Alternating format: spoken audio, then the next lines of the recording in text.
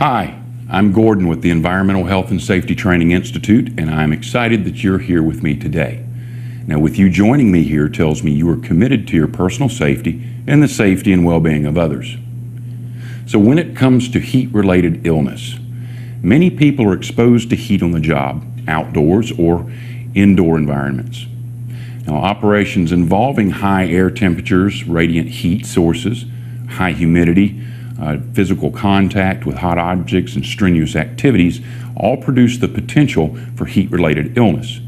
Now, workplaces that have these conditions you might find in steel foundries, rubber factories, utilities, especially in boiler rooms, commercial kitchens, laundries, chemical plants, and then outdoor operations conducted in weather that's hot in direct sun, farm work, construction work, asbestos removal, landscaping, emergency response, and even hazardous waste site activities. Now, each year, thousands of workers become sick from occupational heat exposure. Some even die. These illnesses and deaths are preventable. When a person works in a hot environment, the body must get rid of the excess heat to maintain a stable internal temperature. It mainly does this through circulating the blood to the skin and through sweating. When the air temperature is close to or warmer than normal body temperature, cooling off the body becomes more difficult. Blood circulated to the skin that cannot lose its heat. Sweating then becomes the main way that the body cools off. But sweating is effective only if the humidity level is low enough to allow for evaporation and if the fluids and salts that are lost are adequately replaced into the body. Now, if the body cannot get rid of excess heat, it will store it. When this happens, the body's core temperature rises and the heart rate increases. Now, as the body continues to store heat, the person begins to lose concentration, has a difficulty focusing on a task, may become irritable, sick, maybe even losing the desire to drink. The next stage is most often fainting or even death if that person is not cooled down. Now, excessive exposure to heat can cause a range of heat-related illnesses, from heat rash, heat cramps, heat exhaustion to heat stroke. Now, heat stroke can result in death and requires immediate medical attention. Exposure to heat can also increase the risk of injuries because of sweaty palms or fogged up safety glasses or dizziness. Workers exposed to hot indoor environments or hot and humid conditions outdoors are at risk of heat-related illness, especially those who are doing heavy work tasks or using bulky or non-breathable protective clothing and equipment. Some workers might be at greater risk than others if they have not built up a tolerance to hot conditions or if they have certain health conditions. Workers who are suddenly exposed in working to hot environments face generally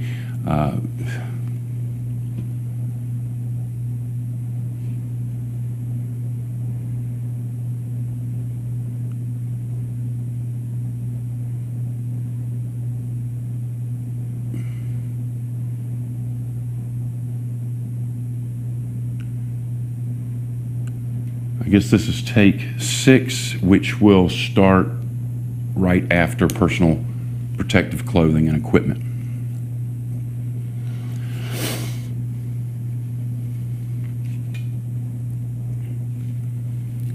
Some workers might be at greater risk than others if they've not built up a tolerance to hot conditions or if they have certain health conditions. Workers who are suddenly exposed to working in a hot environment, they face additional but generally avoidable hazards when it comes to their safety and the health. New workers and those returning from time away are especially vulnerable.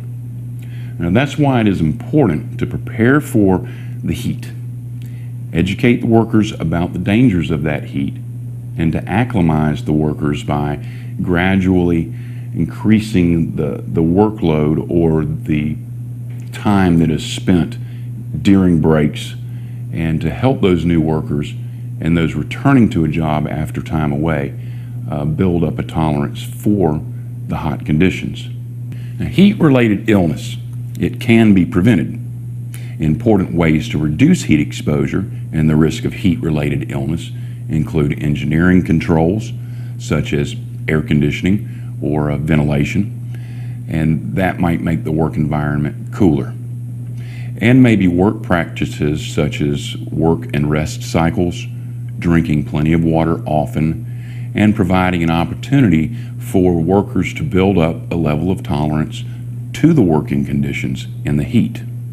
Employers should include these prevention steps in worksite training and plans. Also, it's important to know and to look out for the symptoms of heat-related illness in yourself and others during the hot work. Plan for an emergency and know what to do. Acting quickly can save lives. Heat stroke, the most serious form of heat-related illness, happens when the body becomes unable to regulate its core temperature. Sweating stops and the body can no longer rid itself of excess heat. Now, signs include confusion, loss of consciousness, and seizures. Heat stroke's a medical emergency. You need to call 911 immediately. Now, while you're waiting for help, place the worker in a shady, cool area, loosen the clothing, remove the outer layer of clothing, fan air on the worker, and apply ice packs and cool water into the neck and armpits and the groin area. You can provide fluids to this person, but only if they are fully conscious, and stay with that worker until help arrives.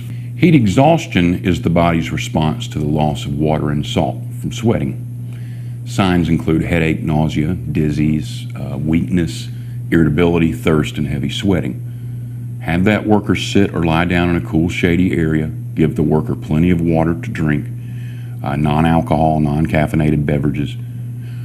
Cool the worker with compressed ice packs and cold water, and take them to an emergency medical clinic if the signs and symptoms worsen or don't improve within about an hour. Now, heat cramps are caused by the loss of body salts and fluid during sweating. Low salt levels in the muscles cause painful cramps. Tired muscles, those used for performing the work. And these are usually the ones that are affected by the cramps. The cramps may occur during or after working hours. That worker should again rest in a cool, shady area, drink plenty of cool water, and wait a few hours before allowing that worker to return back to any strenuous work. And have that worker seek medical attention if the cramps don't go away. And heat rash, also known as prickly heat, is a skin irritation caused by sweat that does not evaporate from the skin. And heat rash is the most common problem in a hot work environment. So try to work in a cooler, less humid environment when possible, and keep the affected area dry. Now, working outdoors, especially in hot and humid weather, being in the sun and doing physical hard work is something that we have to take very seriously. The best way to protect ourselves is to prevent heat exhaustion by drinking plenty of water, taking breaks, and resting to cool off. Heat illness can affect all of us, but some people are at a greater risk. Now, what do you think would put a person at a greater risk? Well, not being used to the heat, working in the heat, that's a big problem. And most of the people who died from heat stroke in the past few years were in their first few days on the job or were working during a heat wave. If you haven't worked in hot weather for a week or more, your body needs time to adjust. You need to take more breaks and do not do too much strenuous work during your first few weeks on the job. Now, some health conditions can put you at a greater risk of heat illness as well. And these include diabetes, kidney and heart problems, pregnancy, and being overweight. If you have these, it would be a good idea to talk to your doctor about the work that you can do and ask whether there's any special precautions you need to take. You must be very careful when you aren't used to working in the heat or doing heavy work. Or if you are new to working outdoors, or if you're not physically fit, or if you're overweight, or if you drink alcohol or take drugs, prescription medications possibly, or if you wear heavy, dark, or tight clothing, or use personal protective equipment, or if you had some early heat-related symptoms the day before. While heat illnesses are very dangerous, it's also very preventable. And there are 3 simple words to remember: water, rest, and shade. Heat illness can be prevented. We drink water often, even if you aren't really thirsty, rest in the shade, and report any heat-related symptoms early. Know what to do in an emergency. It is recommended that each person drink water often, but it's better to drink water in small amounts frequently as opposed to larger amounts less often. Drink even if you don't feel thirsty. Avoid drinks like sodas or coffee that have caffeine or alcoholic drinks. These drinks actually dehydrate you and can make it more dangerous to work in the heat. Also avoid sugary drinks. Now, people worry that if they drink a lot of water, they have to go to the bathroom more often. Well, in fact, you'll mostly sweat it out. When you're not at work, still drink plenty of water to help your body recover from the workday. During a heat wave, it is recommended to take more frequent breaks. Pair off and watch your coworker for signs of heat exhaustion. And remind your buddy to drink water or to take a break. Talk to your buddy during the work shift to make sure everything's okay. Sometimes people with heat exhaustion, well, they get disoriented and they think they're okay. If you suspect a problem, keep checking on your coworker or tell a supervisor. Sometimes people say they are more protected by dark-colored, heavier clothing. Well, this is only going to make you hotter. Wear light-colored, lightweight cotton clothing. There are also ways to prevent heat-related illness that have to do with how the work is done. Scheduling the work to be done, do the more strenuous tasks during the cooler times of the day, or maybe start work earlier and end earlier, and add more scheduled breaks. Now, OSHA and NIOSH have created a heat safety tool app, and it helps evaluate real-time heat index, risk levels, and protective measures. Now, when doing an evaluation, your heat index less than 91 degrees Fahrenheit is a lower risk level, and you should follow basic heat safety and planning. Now, a heat index of 91 to 103 Fahrenheit is a moderate risk level, and you should implement precautions and a heightened awareness to the heat stress. Now, 103 degrees to 115 is a high risk level. You need to take additional precautions to protect workers.